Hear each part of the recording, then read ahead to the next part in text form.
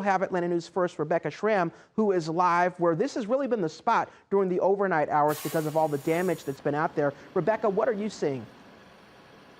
Well, Rodney, I'm in one of those spots where the power is out, and I want to show you what we're seeing here. We are on Briarwood Circle, and just take a look at this. You can see the root ball of one tree that fell over, and then look at that. Another tree fell on top of this house. This is Briarwood Circle, which is not far from McDaniel Mill Road, and Don hit on this a little bit. Just getting around in this area is very tricky this morning. It's completely dark in this pocket outside of Conyers in Rockdale County.